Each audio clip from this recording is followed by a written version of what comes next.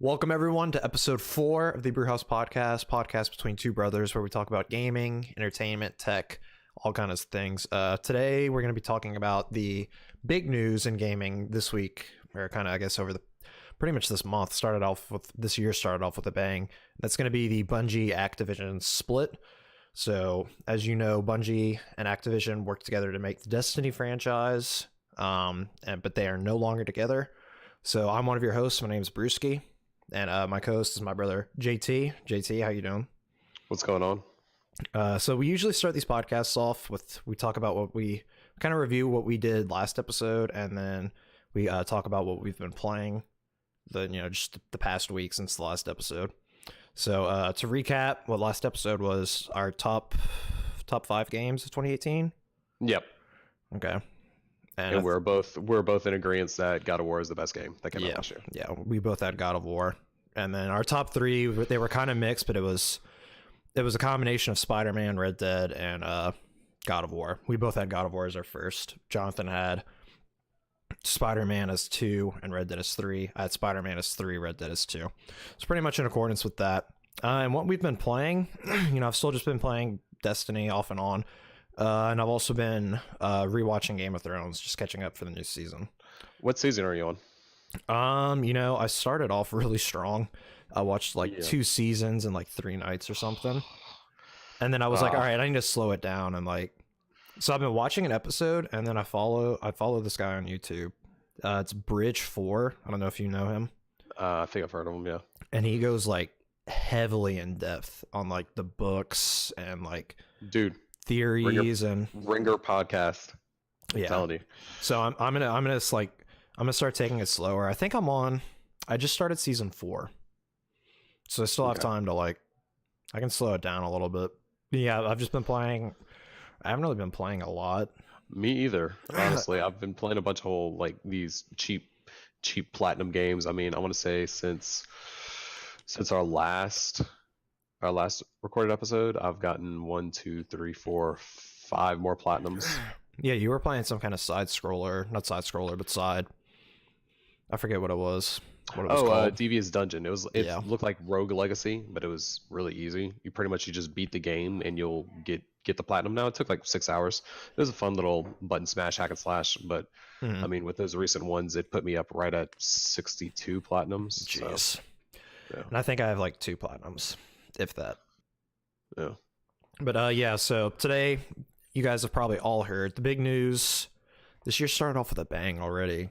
There's some other stuff too that's going on with Gearbox and everything. But we're not going to get into that because none of it's confirmed, or there's just a whole bunch of shit going on. But what is confirmed is Bungie and Activision are no longer working together. Apparently it was a mutual separation. And for those of you that don't know what was going on, is for the Destiny franchise, Activision was the publisher and Bungie was the developer. So Activision fronted the money. They were the publisher. They published the game. Forehead, just publish it. They front the money. They cover, pretty much majority of the overhead. And then Bungie is the developers. They make the game that we play. They're, I guess you can kind of say, more on our side because they know what the players want, and which we'll get into that too in a little bit. Yeah, but first and foremost, they have to meet the requirements by Activision by paying their money back, meeting a certain quota, and you got to pay right off the top. You're going to be paying a certain percentage of any profits directly to Activision. Yeah, Activision. Yeah, I think it was Activision got 70% of the revenue from Destiny or something like that. Didn't they sign a contract for a 4-game? 4-game and 4 comets. So comets are major expansions. Yeah. So if you look at Destiny 1. All right, well, let's just dive into it. So it was a 10-year contract. Yep. Activision put up $500 million for the Destiny franchise. Yep. So this started in 2010. So contract was from 2010 to 2020. Activision puts up $500 million. Destiny 1 is supposed to release 2013. For whatever reason, it gets pushed back to 2014. So that's already, apparently, I've seen rumors, apparently they were thinking of splitting then. But, they gave Destiny 1 I guess you could say its fair shot. And all in all, we both agree Destiny 1 was a pretty solid game. It was a good game. It's It a had- good. I mean, if you're coming from a Halo type background where you know the gameplay is going to be great. The gameplay Yeah. was never the issue with Destiny. No, it never. I don't think Never. it. I don't think it ever will be. It's the setup. It's the. I don't want to say the motivation to grind for stuff, but it kind of is. Like, so in Destiny 1, we start at the beginning. It releases 2014 fall. And September 9th. Yeah, September 9th. And the game's fun. It's far from balanced. The Crucible is a mess. But, you know, the game just came out, blah, blah, blah. And they actually fixed that fairly quickly. So the game comes out, the first raid comes out, and Jonathan and I both played World of Warcraft. So we're used to even when groups know what they're doing, you can't clear a raid in one night. It takes it's still a challenge. It takes 2-3 nights. Even so, you know, some of the best raiding guilds would still wipe and like not clear a boss the first time. And now if you're in a Destiny raid clan, which I'm sure they're still out there, you know, if you wipe on a boss, it's like, all right, what are we doing? Like, you know, you do raids in 30 minutes to an hour, whereas we were coming from, all right, we're going to go in, we have a, you know, we're going to do Wednesday, Thursday, Saturday. We clear 3 bosses in one night, and then we call it a break. Can go longer, but, you know, we don't want to stress people out or, you know, whatever it is. Well, it got to the point. You know, I don't know if you watched Alfredo Plays on Twitch. He and his guild got down to the second raid, which is the Crota raid. Mm-hmm. They got it down to finishing it, I think, sub 13 minutes is their world record. Wait till we get to the newest raid, because it's about half that. Yeah. See, and that's another reason why I stopped, which we'll get to also later. Yeah. So Destiny 1 comes out, Vault of Glass comes out, and it wasn't as big or as, I don't want to say breathtaking, because it was a really good raid. It was good for Destiny. Yes. It would not have been good in WoW, but completely separate games. But with similar aspects. Yeah, for a console only at the time. Mm-hmm. What your 6-man fire team and a first-person shooter raid. It was good. It was decent. It was really good. I remember we had like a mini LAN party here. I think that was for our first hard mode clear. Yeah, because I hard mode cleared. I got Vex, and did I get Galhorn the same day? I don't think so. I think you got Galhorn later. Yeah, no, I definitely got Vex on my first hard mode cleared, which is all I cared about because that's when the gun was still OP. Yeah, I got Fatebringer my first hard mode clear. Yeah, and I didn't get Fatebringer until probably like my last time running Vault. That's all right. I didn't get Galley until the end of Crota's End. Anyway, so Vault comes out, and so they did pretty much was it an expansion pass? Is that what it was called back then? I think that, yeah. Pretty much they had like what we know as season passes. So it was bundled content, which I'm fine. I don't mind paying for content if it keeps me playing the game, keeps the game fresh. So first DLC comes out. It's Dark Below. Yep. So it comes with a couple new strikes, new story, and a new raid. Bunch of new weapons. Story. Well, yeah. I mean, Destiny. You don't play Destiny for the story. You're playing it for the end game. Mm-hmm. Which I guess you could argue, well, they should tie in the story to the end game. Should. Which they've kind of gotten better about doing, but then they kind of haven't. So Dark Below comes out, and the raid is just underwhelming in my opinion. And we're going to kind of speed this up to get to the main thing. The first 2 expansions of Destiny 2, they weren't even expansions, they're DLCs. Well, yeah, let's space this out. Okay, so you have the game that released in September 9th of 2014. 14? Yeah. Is it 14 or 13? 14. It was supposed to release in 13, but it released in 14. And then you have your first expansion pack in December of that year. Mm-hmm. And then House of Wolves May 2015, which was, I think, even more underwhelming than Dark Below. See, I disagree with you, because House of Wolves introduced Trials, and Trials was the thing. Yeah. Trials was the main thing that like Trials was probably my favorite thing of Destiny 1. I was thinking from more of a PvE. I mean, like the whole. Overall, I think House of Wolves was better than Crota. Yeah, Crota, because if Crota would have had any PvP reference to it, it probably would have been just as good. But the fact that it was just a straight raid, it was just another raid edition, a couple strikes. House of Wolves had, a battle arena raid, quote unquote horde mode. Yeah, if you want to call it that. But I mean, that was challenging in itself. But no, Trials was definitely the shining point of that expansion. Yeah, and Prison of Elders was a good idea, which Bungie seems to have a lot of good ideas. They just don't execute them properly.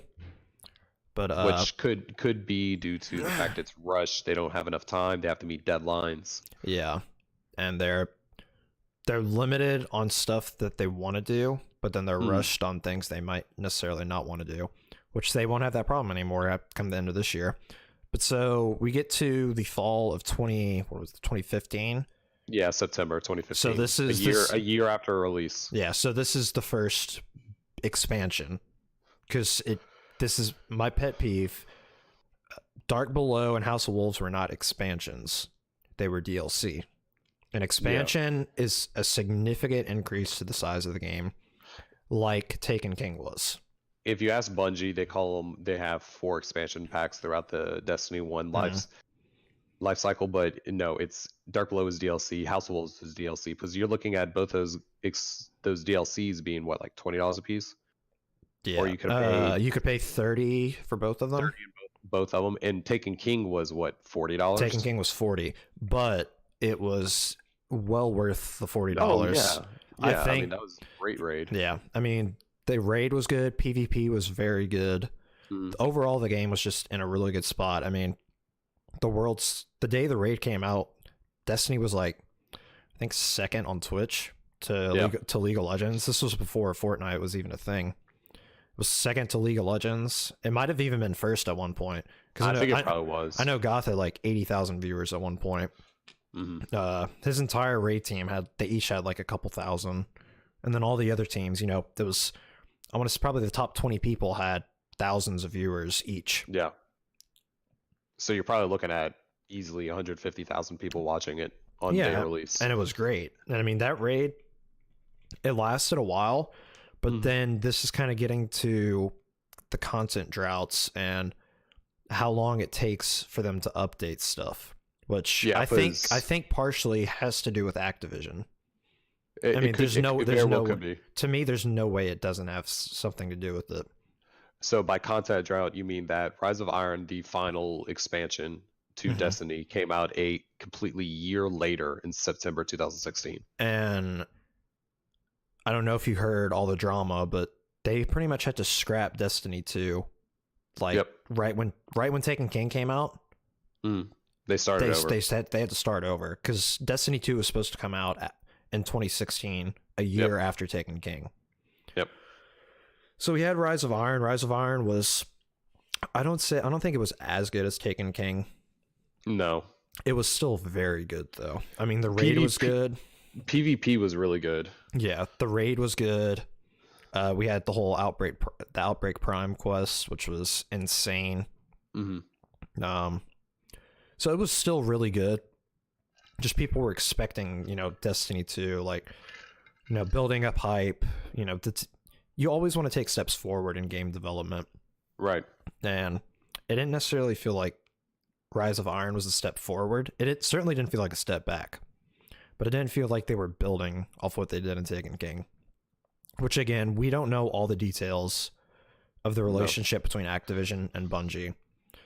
And now we also have to keep in mind that within the first 5 days, Activision probably made its money because it made $325 million at retail within its first 5 days of release. So it's the largest new franchise launch ever. Yeah. And you have to look at this from two different perspectives. You have to look at it from Bungie's perspective and Activision, because Activision, they're all about the money, which they're the money people. They fronted the money. They fronted $500 million.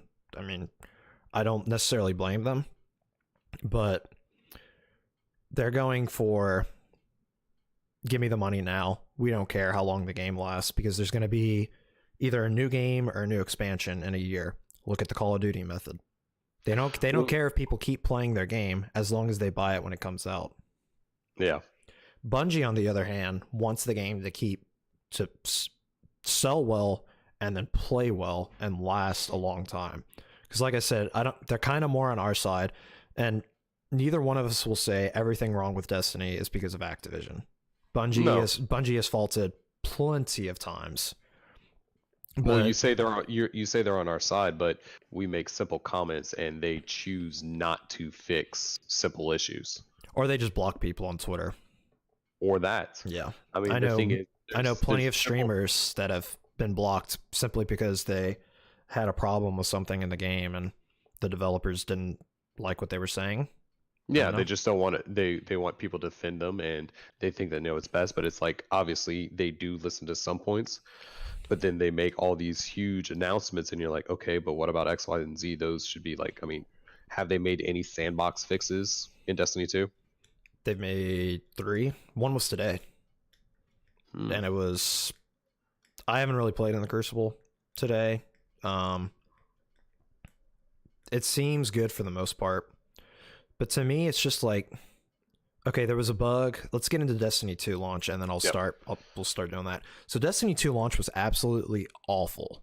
Horrible. I mean, I said it today in the group chat with all my buddies. I think Destiny 2 launch killed the franchise for good. It doesn't matter what they do now.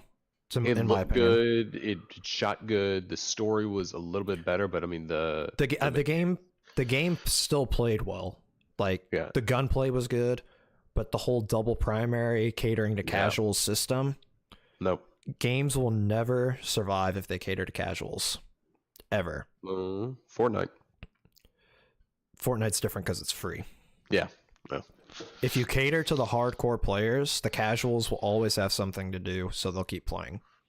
Yeah. If you cater to the casuals, the hardcore players are going to run out of stuff to do, and the casuals will be able to complete everything, so they'll run out of stuff to do. And they stop playing the game, hence D2 launch. Yeah, no, I think there's some things that you can do to help the casual, like the guided games and stuff like that. I think that's good. But as far as changing the whole makeup of the game, changing, the gun system, I think that was just ridiculous. I mean, you're talking when you're leaving Destiny 1 where PvP's in its prime. You have trials every weekend. I mean, that's the thing. Everyone used to wait for trials to see who can get that first ticket. I wouldn't say it was in its prime at the end of D1, because end of D1 was sticky meta. That's when they made the special ammo changes where you died and you didn't spawn with special ammo. Right before that. So yeah, like I'd say like end of Taken King is when it was in its prime. Yeah, in trials in that drought between Taken King and Rise of Iron. Yeah, the Crucible was. PvP was still fun in that content drought. There was just the PvE, we had the same raid. We had the prestige raid or hard mode with challenge modes, and they were actual challenges that like added new mechanics into the fights, had new armor, stuff like that. But besides that, PvE was like, all right, I'm not going to run this raid because I have all the armor. It's fun, but I'm not getting a return on my investment. Because King's Fall, even if you were running it fast, I mean, it's kind of like how Last Wish is now. It still takes a good team like 45 minutes to an hour. Yeah, you just got to go through all the mechanics in between. Yeah, which may not seem, we were saying, oh, we'll take multiple nights to complete it. But like I said, it's all about return on investment because, like I said, I don't really like comparing them, but I don't know what else to compare it to. In World of Warcraft, nobody, like...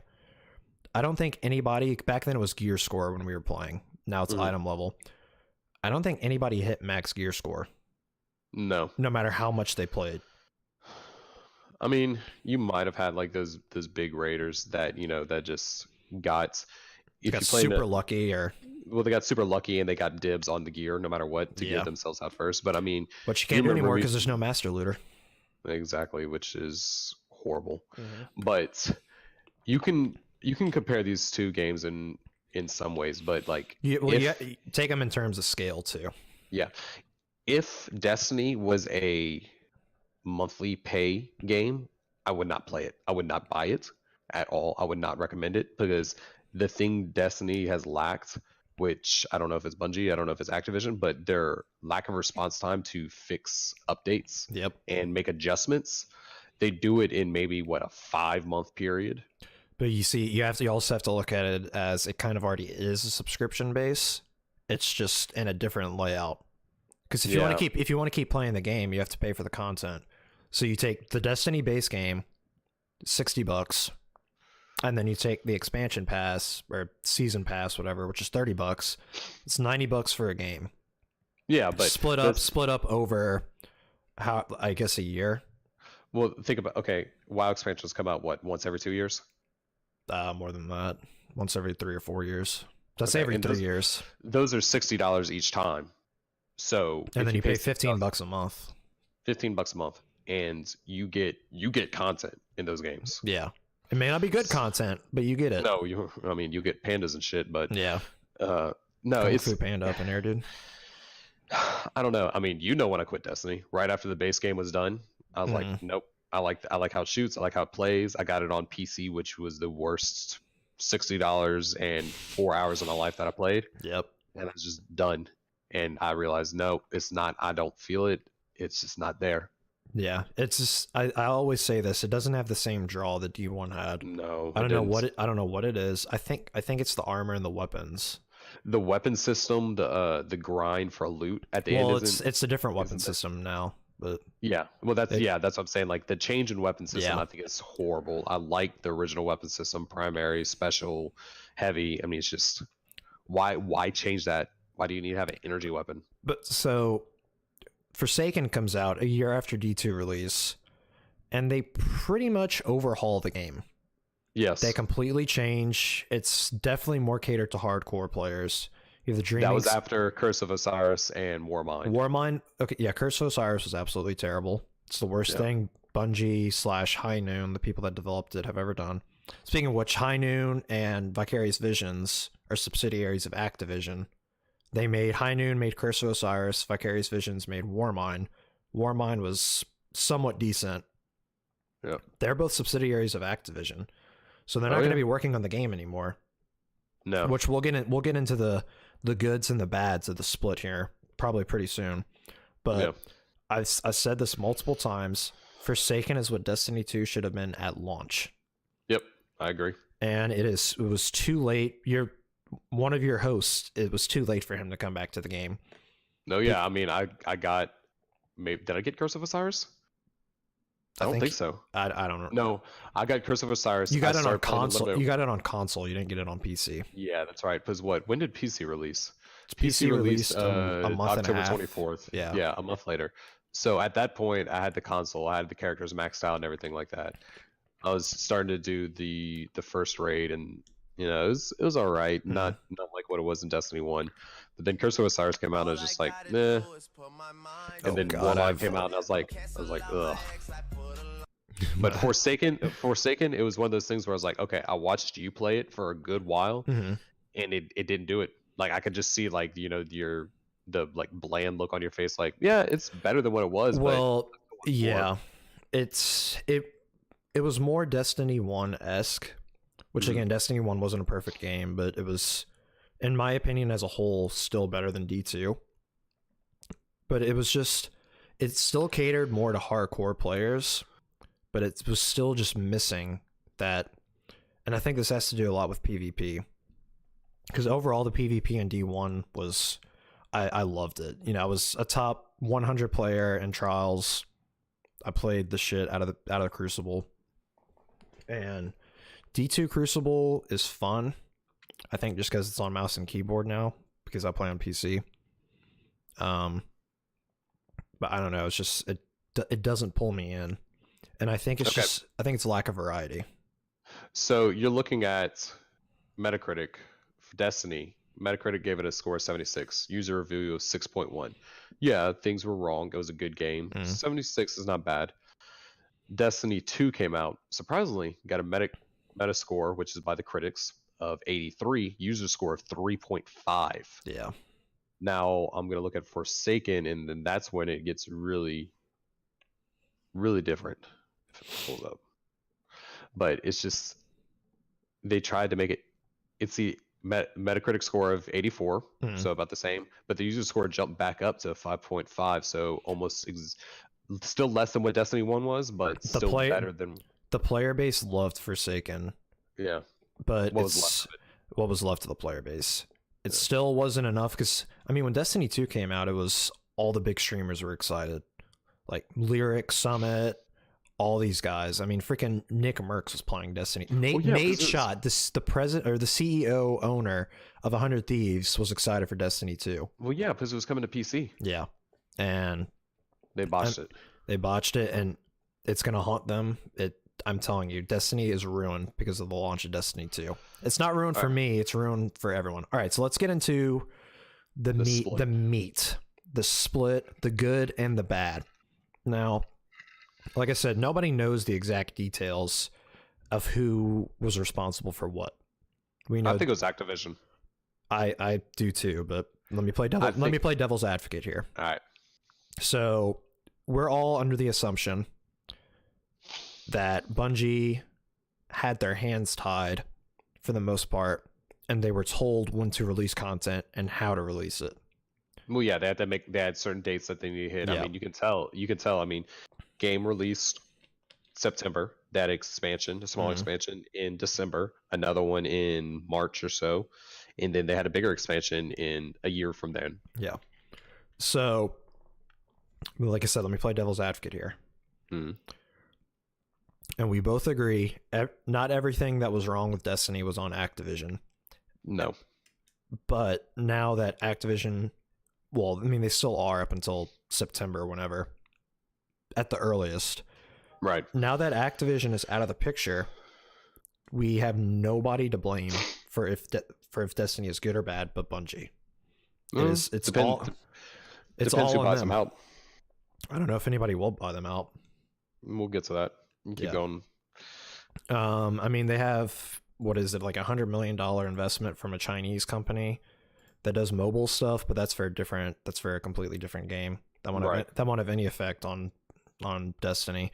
And if it does, it'll be very minimal. They might pull a few of their developers, but the core of the development team is with Destiny. Yes. I don't see them releasing Destiny 3 until next year at the earliest. I think it's. I'm thinking 2021. 2020. I think they're going to wait till the end of this year. They probably have some ideas in mind. I think they're going to wait to see if there's any potential buyers that want to come up and help fund them. That gives them a little bit more reign to do what they want to do. Give them out a more complete game at the start rather than having to say, okay, we're going to patch these, but we're going to call them expansions, and we're going to throw a raid in here. We're going to add a PvP thing here, and it's... Yeah, Bungie also has a brand new game in development thanks to a $100 million investment from NetEase. Yeah. Which... I think Activision was cutting some fat. I mean... I think so too, for sure. I mean, the microtransactions and... Well, I guarantee you Destiny was not making money. No, yeah. Okay. When was Destiny 2 free on PS Plus? It was free on PC too for a while. It was like right after Forsaken came out. Yeah. That's the kicker. That's when they put it all on the table saying, we need to try to make this better. We need to up our player base. Yeah, so that's what they put it free, and they get people back into it. It's probably a month before Forsaken came out. I think that sounds right. Gave the free game that you got Curse of Osiris, and you got Warmind, and they wanted you to pick back up the player base to try to build it up again, which did not work. But you see, to me, that just goes back to the thing of, if you wanted to up your player base so much, you shouldn't have been concerned. You should have been concerned with keeping it high in the first place instead of just selling high, because you can do that with Call of Duty. Yeah, you have a completely new game every year, so you sell a show. Well, you get a new title. Yeah, there you go. So you sell a bunch. It doesn't matter if the player base falls off because there's a new game next year, which that's a whole nother topic. I think they should go to every other year for Call of Duty, and they release it around the holidays, and they price it to sell. They give you a little discount, like when it gets closer to Christmas. But also, Activision, they lost Destiny, but they also abandoned Skylanders, which was heavy, like the younger kids. Yeah. So I mean, to me, that you can't do that with Destiny, because look at D2 launch. Yeah. It was you probably sold a lot of copies. I'd say you sold definitely more than Destiny 1. but your player base fell off so much that you were unhappy with your sales of Forsaken, which was leaps and bounds better than D2 release. Some people say it's the best state the game Destiny's ever been in.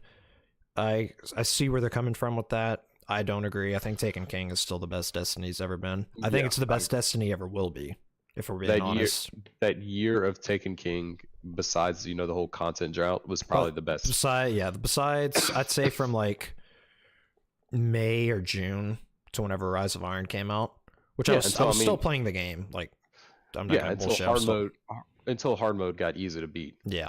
But I mean, they just, and I hate saying this, but Destiny 2 killed this franchise, and they will never recover to where, well, maybe to where Bungie wants to be. That's why they split. They never would have recovered to where Activision wanted them to be. So let me ask you two questions. Okay. Who do you think will buy Bungie? Well, no, first of all, who do you want to buy Bungie? I think we both have the same answer on that one. And who do you think will? I want Epic to buy them. Yeah, I agree. Epic has the money. They have the backing. They have the talent. And they don't have a game currently like Destiny. No, I mean, think about it. They partnered with Ubisoft to release The Division 2 on their new gaming platform. And imagine if they come out at the end of the year and say, oh yeah, and we're going to be working with Bungie as partners or co-owners or whatever you want to call it, and their next big game is going to release on our Epic Games server. Because, all right, but what was your next question? Who do you think will buy them? Steam. I think Microsoft will. You see, I would say that, but Microsoft and Bungie's relationship ended on, I don't want to say a bad note. It ended the same way Activision and their relationship ended. Well, you got to look at Microsoft recently. They've been buying up all those studios like Ninja Theory and a couple other ones that they're trying to gear up for all these big games coming out for the next platform, which probably will be announced this year and released. If not this year, next year, it's going to be released. They need to do everything they can to keep up with Sony because they're losing. Yeah, they are. Case in point, Sony's not going to be at E3 because they don't have to be. They don't need to be there. Because why announce anything else whenever they still have big games coming out for the PlayStation 4 and you're close to hitting 100 million units sold for the PlayStation 4? Somebody in chat saying, sorry to interrupt you, somebody in chat saying reset the franchise. I think a reset on the Destiny franchise would be amazing. Give it a clean slate, keep the same core mechanics of the game, but completely redefine how in-game is set up, make it more MMO, and it will. Nintendo's beating everyone. No. In Japan, they are. No, I mean, overall, they technically are. Switch has almost sold more than PS4 has. Yeah, but you get that Nintendo buff rating for games just because it's a Nintendo game. No, I'm saying core numbers of of consoles sold. Switch has almost caught up with PS4. And PS4 has been out 4 years longer. Yeah, but I mean, the sad thing is with the Nintendo thing is their sales are going to be split until they let the 3DS die because that's where their big moneymaker is still. Yeah, which I think it's we're getting to that point now. Yeah, the Zach sent an article today. It was like, how many PS4 units have sold? It's like Switch sold is nearing 5 million in Japan. Yeah. No, I'm saying total, like overall. Yeah, 5 million. You just said 5 million in Japan, though. Yeah. No, so I'm saying worldwide. Oh, I thought you meant Japan. Yeah. Okay. Switch isn't catching up to PS4 worldwide. It might have just been in Japan then, but I don't know. PS4 sold 7 million units in Japan during its lifetime. Switch has almost sold 20 million units. Yeah. No, that is good. It's on pace to.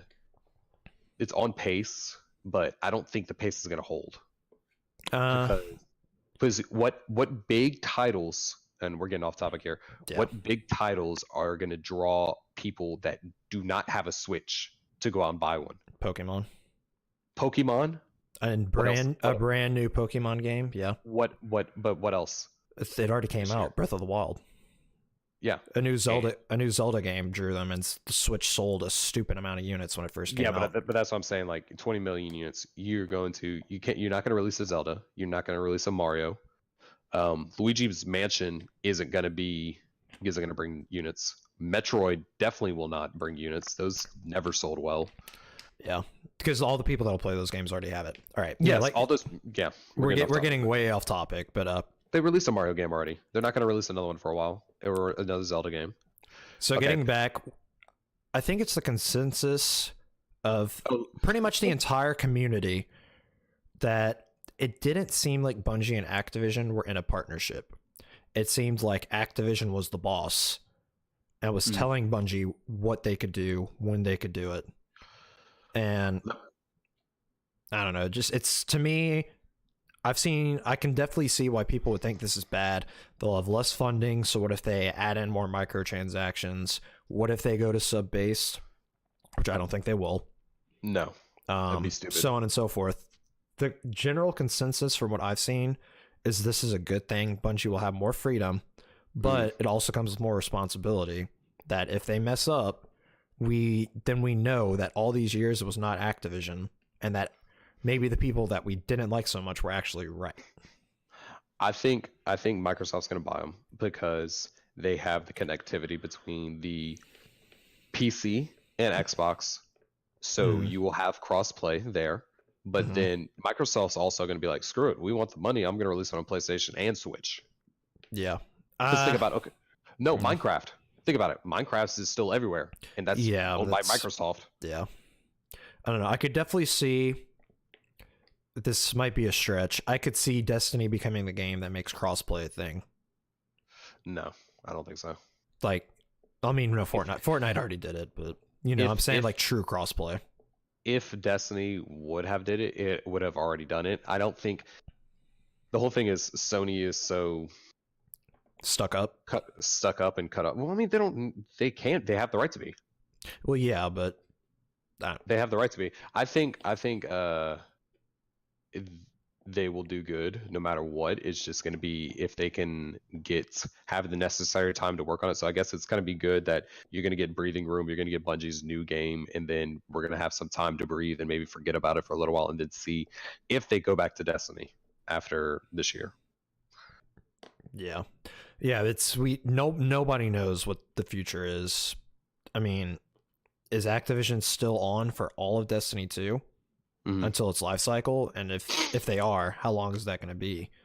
Like I said, I don't see Destiny 3 releasing for next fall at the earliest. No, Destiny 3 is going to be next gen. I would not see it on this console iteration. Which, if it's next gen and it is not optimized the way Destiny 1 should have been, it will not sell. Destiny FOV 1 slider. Destiny FOV 1 had no excuse to be 30 FPS. Okay, Destiny 1 did. Destiny 2 had no excuse to be 30 FPS. Destiny 1 had an excuse to be 30 FPS. Destiny 2 didn't. It was released on previous gen, yeah. Yes, so they were held back by PlayStation 3, Xbox 360, and all that. Which that wasn't a deal breaker necessarily for me. Was it being 30 FPS? Destiny 1. Destiny 2, there is no excuse whatsoever for it being 30 FPS on console. Absolutely none. And I get irate over the fact that it came out.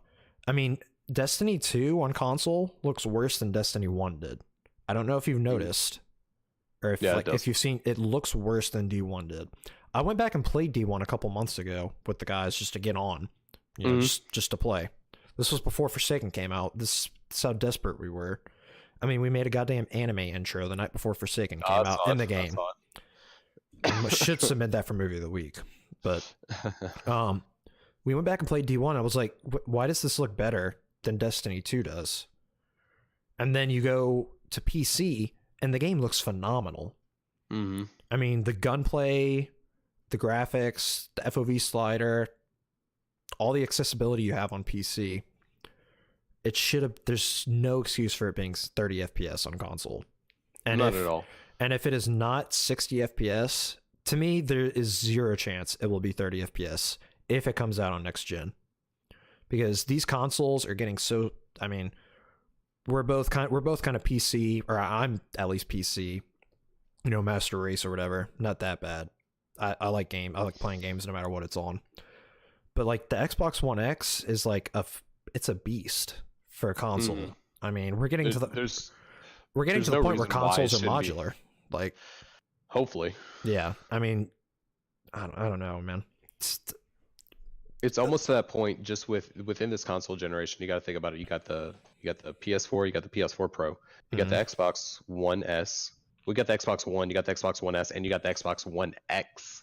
I mean, that's all the same 17 million teraflops of power. So you got you have hints that it might go modular. That there's 3 different versions where there's a cheap version. For my kids, they don't need all the flops. Yeah. They don't need a FOV slider. They don't need 60 frames or 4K and all that. So it would be nice to see. But I mean, Xbox is going to go first, and PlayStation is going to sit back and see what they do, and it's up to Microsoft to win it or lose it. Yeah. Because that's what happened when the PlayStation 3, Xbox 360 launched. I mean, 360 launched first, and they were out. They were running away with it. But then at the end, they just had too many issues, and PlayStation 3 came back. Yeah. Even with all the... Again, we're getting off topic. We'll come back and summarize and wrap up after this. Even with the whole fiasco of PSN being down for months. I mean, months. It was like 2 months? Something like that. And Sony made up for it. They gave everybody like 3 free games. It was good games. It was good games. However many months of PlayStation Plus for free, which at the time, you weren't even paying for online. So, it didn't really matter. I don't want to say it didn't matter that it was down, but... It was a free service that was just down. You had to pay for Xbox Live. Now you have to pay for PlayStation Plus. But getting back to kind of the ongoing theme here, like I said, I don't know if you still follow a lot of Destiny 2 or Destiny people on Twitter, Twitch, whatever. Yeah, I do. Yeah. I think you'll agree with me. The overwhelming opinion on this split is that it was a good thing for Bungie. Mm-hmm. And I definitely, I generally like to be, I don't like to take one side. I like to see both sides of arguments. I can definitely see why people think this might be a bad thing. I'm hoping it's not a bad thing, and I don't think it will.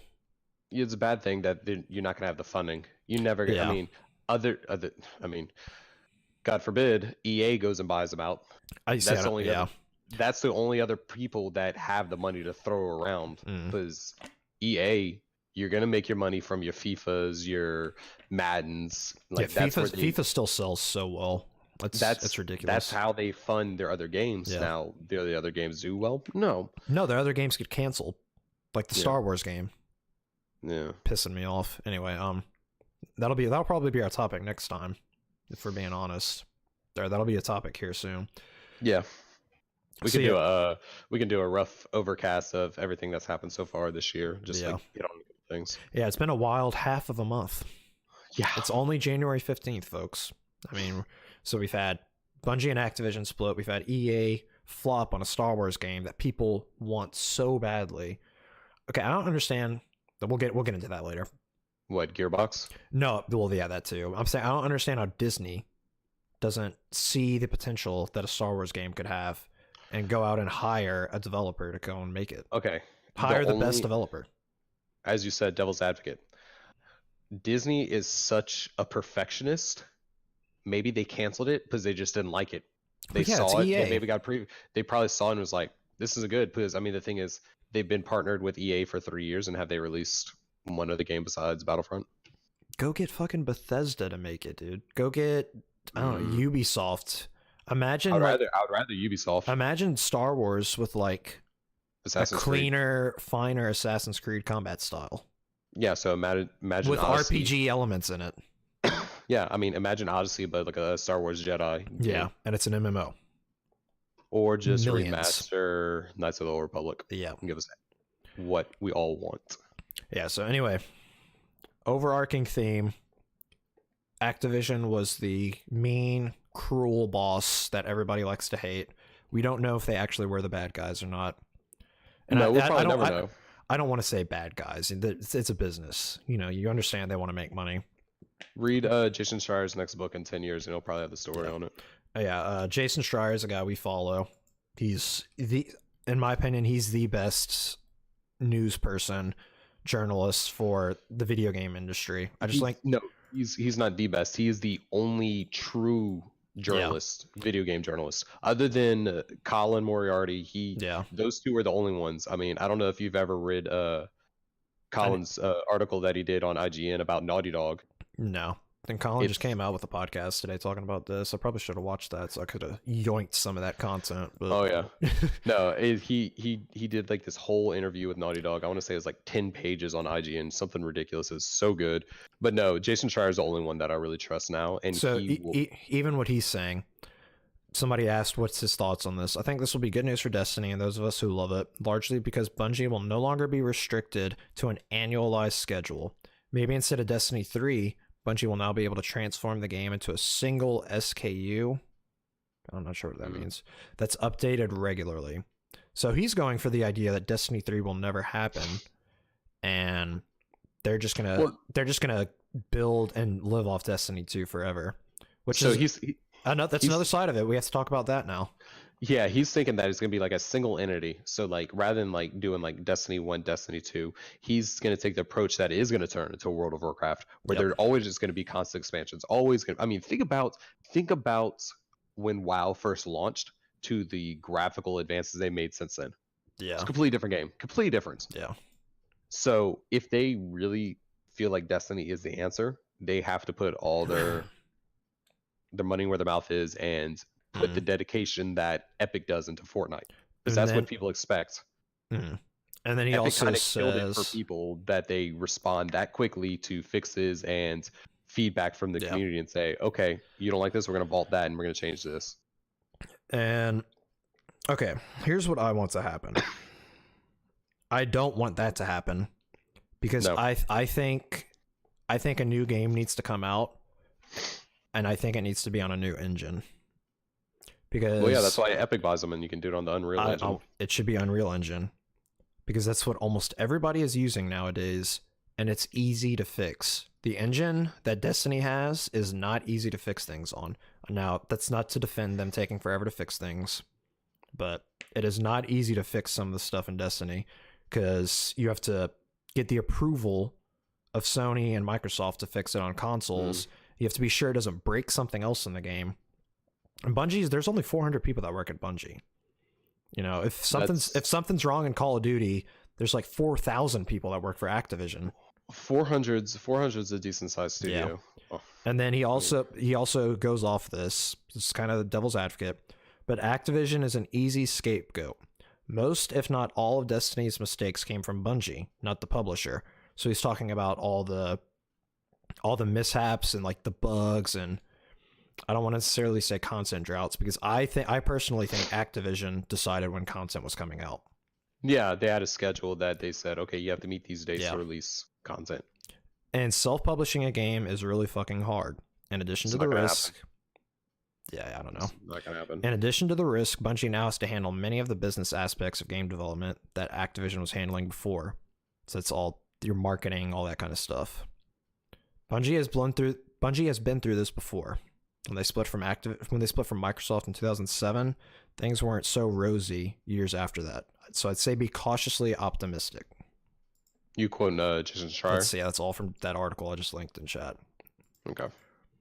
So cautiously optimistic. I'm kind of getting tired of saying that about Destiny. The thing is, at what point for you personally, at what point is enough? D2 launch was almost... No, actually D2 launch... No, I don't want to say that was enough because I'm playing the game now. I honestly don't think there is a point because I'm so invested in the game now. I've put so much time. They'd have to really fuck up for me to stop playing the game. It's going to be when the next big thing comes out. So if Destiny 3 or if they remodel Destiny 2, if Destiny 3 comes out and it flops, I'll probably be done.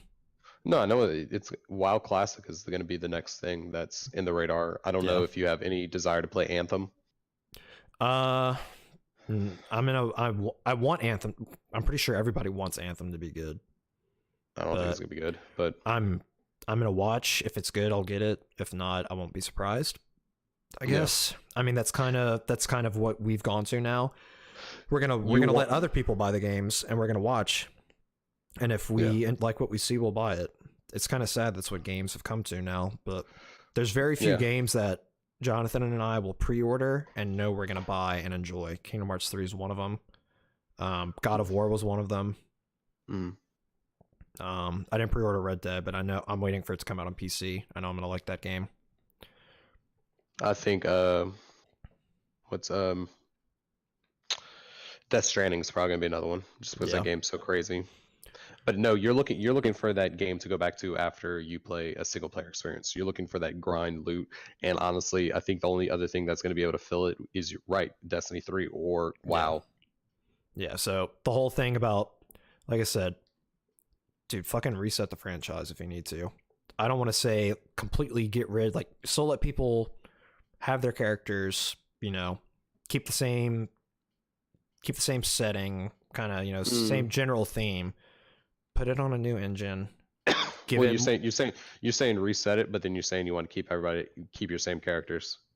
Well, I'm saying reset it, a soft reset. Let's put it that way. Okay. Yeah. So make it on a new engine. Keep most of the same elements, but just make it more MMO. Cater it more to the hardcore players, but to where the casuals still want to play it, which I think Forsaken did a pretty good job of. Because if you talk to most people, casuals and hardcore players were happy with Forsaken, which I don't know if that's ever happened on Destiny. That definitely didn't happen with Taken King. People thought Taken King was too hard. We thought it was good for the game. Because I thought it was good for a multiplayer that you could play online on a console. I thought it was fine. Yeah. It wasn't too hard. I mean, if you have any basic communication, yeah. But the thing is, how they designed the game is the raid is supposed to be for the dedicated, not for the casual people. Yep. The fact that you wanted to dedicate the time to do the raid meant that you weren't a casual player. I hate the idea that everybody should. This is going to sound really elite and really asshole of me. I hate the idea that everybody should be able to complete the raid. Look at the raids in WoW and what they did to them. Well, what the raids used to be. Now the raids are a joke in WoW. But no, that's what I'm saying. Like how they changed them now. To me, everybody should not be able to beat the raid. The raid should not have matchmaking because no, the Nightfall, that's different. That's completely different. I think once like a raid, I think matchmaking could be on a raid, like when the next expansion comes out. That's guided games, kind of, in a way. Yeah. Which we've done guided games and it's been fine. I mean, so like when Forsaken would come out, the raid for Warmind, that should go to matchmaking, because at that point you're overpowered, so it should be easier. Yeah, I agree with that. So like when Taken King comes out, the scrolls over the Vault of Glass, the Crota's End, and then the other one was already matchmaking. The highest level of Prison of Elders wasn't matchmaking. Yeah, but everything else was. Yeah. But at that point, once you get once the next raid on the next expansion is released, everything before that should be matchmaking, because at that point you should be so overpowered you can just kill them all. Yeah, that's true. So, man, I don't know. I'm hopeful, but I won't be surprised. I'm not hopeful at all. Well, yeah, you've given up on the franchise. I'm sure you want it to be good. Because I want it to be good. I still follow everybody that plays it. I mean, I started watching a bunch of streamers and following a bunch of people just because who played it and like who I'd play with and stuff like that. So it's, and I mean, we're still both going to Guardian Con this year. Like we love the community, but Guardian Con is also not just about Destiny anymore. No, it's not at all. It's much bigger than that. It's a great event. I mean, when you bring Ninja in last year, I mean, it's past that. It's straight up a gaming convention now, and I think that's a good thing. Yeah, I think if they're trying to get it to like a PAX or something like that, I think that's a good thing. Yeah. So, I mean, we both want the game to do well. One of us is hopeful. One of us is not. So that means one of us will be right, one of us will be wrong. When we'll find out, I don't know. That'll probably be episode like 400. Yeah, so probably. When we see what the true future of Destiny holds. Yeah. But yeah, definitely let us know what you guys think in the comments if you're watching on YouTube. If you think it's a good thing, a bad thing, if you hate Destiny, if you love it. And I'm, neither one of us is. I love the game. I don't think it will ever be. I don't ever think it will meet its potential. I love the game because I love the memories I had when playing the game. Yeah, it's sort of like it's a nostalgia thing. Because what was your first legendary that you got on Destiny 1? My first legendary or my first exotic? First exotic, that's what I meant. First exotic was Icebreaker. My first exotic was Thorn. Now tell me, Thorn pre Crota. Don't tell me that thing didn't just kill in PvP. Well, yeah, I didn't get the only reason I didn't get the Thorn first was because I was playing on a hunter, and for the quest you had to get void kills, and hunters didn't have a void subclass. Yeah, I did it on a Titan, so don't talk to me about that. Titans had a void subclass. Yeah, but kills with a void subclass on a Titan. I mean, grenades. Yeah, sticky nades. That was instant kill right there. Yeah. But that still took forever. It's not like I could just run around with a warlock and just spam my supers. Yeah. So like, it pains me to say it. I don't think the game will ever reach its potential. And I think the launch of Destiny 2 killed whatever momentum this game had. And no matter how good, whatever Bungie does, no matter how good it is, it will not get the attention it would potentially deserve. I think if they come out with more the same, it will fail. They have to make drastic changes to try to bring back that crowd that they lost with the launch of Destiny 2 and get the attention of the media. So if you come back and say, we're going some crazy MMO type game, which comes into the, like I keep saying resetting, but you know what I mean. Yeah. I'm saying, let's say overhaul. Yes. They need to completely overhaul the game and grab people's interest, because if they come out and say, there's no hyping up Destiny anymore. Destiny 2 launch was so hyped up and it failed abysmally. Oh, what? Like you use a shader once and it's gone? Yeah.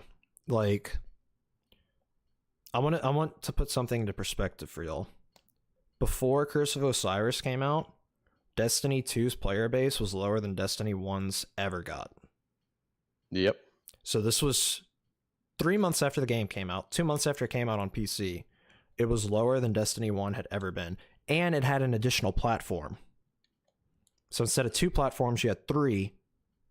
Which, yes, it brought in more people, because not everybody had consoles and didn't play it on console. So it had the people that have a PC probably equal the amount of people that have a PlayStation and Xbox combined.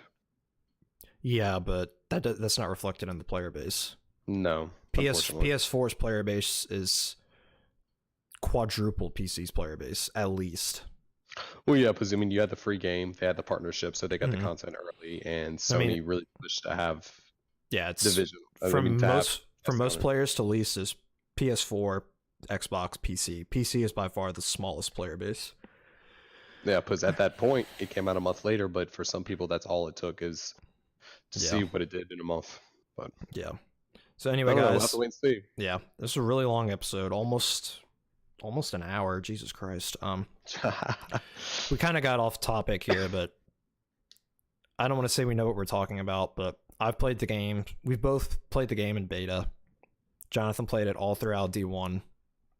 I've played it all throughout D2, except for Curse of Osiris. So we know the game. We know the community. And we both agree that, or at least I think Jonathan feels the same, the game will never be where it could have been. No, I think they skewed too far. They made too many mistakes. They lost the player base, and they didn't make changes quick enough as they could have changed it. I mean, the thing is they got pushed to release Destiny 2 too soon.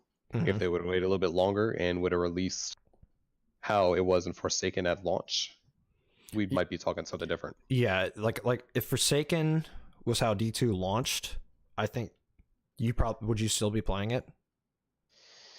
50-50? Yeah, I mean, I probably would have gave it more of a shot. I mean, okay, saying I didn't play Destiny 2 too much. I mean, I platinumed it on PlayStation 4. Well, yeah, but Platinum's more of the general mainline stuff. Oh yeah, but I'm saying like I played it enough to get you played it level, yeah, and highest level, not highest power level. Yeah, no, not highest power level, because at that point it was like no, the grinding was too much and I had other things going on. So so we've played the game a lot. Me more so, but yeah, it's still the same. You know, we still both have the same understanding that, you know, Bungie, it's all on Bungie now, like whether it's good, whether it's bad. And like I said, maybe we'll see that maybe Activision wasn't to blame for everything, and maybe they were right in wanting to split. But then again, like I said, it was a mutual splitting. So definitely, I feel like both parties are at fault, but it's all on Bungie and whoever, if anybody, buys them. Yeah, I mean, we'll be able to see right away in this next year and see what Bungie does. Yeah, on their own. And I mean, when did this happen? Last week. Yeah. So like, this is still fairly new. We don't know when things are gonna happen. I mean, the biggest thing is you're looking at Games Week in Paris or E3 this year. If Bungie puts something together that fast, I don't know. We'll have to wait and see. Yeah, it'll definitely be an interesting E3. Yeah. Because another aspect to look at is they're not going to be partnered with Sony anymore for PlayStation. No. Because that partnership was with Activision, not with Bungie. Yeah, I mean, when was the last time Sony did that? That was Call of Duty. They still do it with Call of Duty. No, but I'm saying with Destiny, that was at launch. For what? For Destiny 2, like when they were pushing, like, you know, their collaboration. No, it was for Forsaken.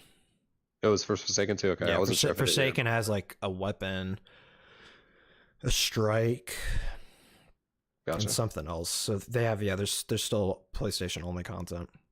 Okay. So yeah, it'll definitely be interesting. It'll be interesting to watch develop, and we'll be sure to, we'll definitely have more episodes as we watch it develop. But yeah, guys, really long episode. Be sure you're following whatever platform you're listening to: Stitcher, Spotify, SoundCloud, iTunes, whatever it may be. Are we still not on Spotify yet? Spotify's weird. Yeah. No, not yet. I'm still looking into doing it. They have a weird thing with their RSS feeds, but we're on iTunes, we're on SoundCloud, we're on Stitcher. And I mean, those are the main ones. Yeah, we stream an episode every Tuesday here at twitch.tv/Brewski. All these episodes go up. You can just search the Brewhouse Gaming Podcast on whatever platform you're on, and we should be like the only one. Brewhouse Podcast. Yeah, Brewhouse Podcast. Okay. So you search that, whatever platform you're on. Go ahead and let us know what you think. If you're watching on YouTube, if you're watching on Twitch, don't go anywhere. Still going to keep streaming. But, Jonathan, you want to go ahead and give them our outro? Yeah, keep gaming. Keep gaming, brothers. Keep it alive. Yep. Thanks for watching. We appreciate y'all. We don't take y'all for granted. And hopefully next episode, I feel like next episode won't be an hour. Hopefully not. This was beefy subject, but yeah, it'll make up for me be gone for a couple days for work. So yeah, so probably only one episode this week. We'll probably record some this weekend. Yeah, but yeah, this is episode 4. Oh wait, no, what are we going to talk about next time? Next time we can do the Elgato stuff, or we can Well, I feel like that's kind of late now, though. Yeah. How about this? We can talk about they just released the Spider-Man Homecoming. We can talk about our Marvel expectations in the next upcoming weeks. Okay. I think that's a good thing. I mean, we got Captain Marvel coming out in less than 60 days. You got Avengers is 100 days from today. 100 days from today, and they just released a trailer for Spider-Man Far From Home, which makes me think that Mysterio is kind of playing everybody for a fool and he's faking his powers. Yeah, definitely. So yeah, we'll be talking about what's next for the Marvel Universe next episode. That'll be episode 5. This is episode 4. So yeah, like we said, go ahead and follow on whatever platform you're on, and we'll talk to y'all next time. Peace. Later.